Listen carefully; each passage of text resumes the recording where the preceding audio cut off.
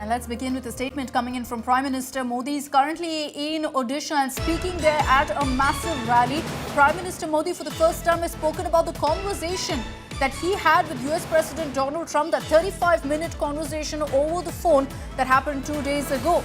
Now, Prime Minister Modi, while speaking about it, said, "I humbly rejected the invite of President Trump to visit America so that I could come to the land of Lord Jagannath." Now, Prime Minister Modi, while speaking about it, confirmed that yes, Trump did invite him to make a quick stopover from Canada when he was there for the G7. Listen in to what Prime Minister Modi said. साथियों, अभी 2 दिन पहले मैं Canada में G7 summit के लिए वहां था और अमेरिका के राष्ट्रपति ट्रंप ने मुझे फोन किया।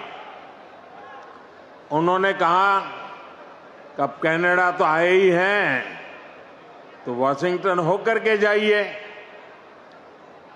साथ में खाना खाएंगे, बातें करेंगे। उन्होंने बड़े आग्रह से निमंत्रण दिया। मैंने अमेरिका के राष्ट्रपति को कहा कि आपका निमंत्रण के लिए धन्यवाद,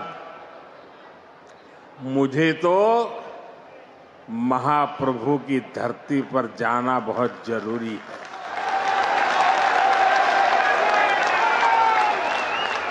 और इसलिए मैंने उनके निमंत्रण को नम्रतापूर्वक मना किया और आपका प्यार, महाप्रभु की भक्ति मुझे इस धरती पर खींच करके ले आई है।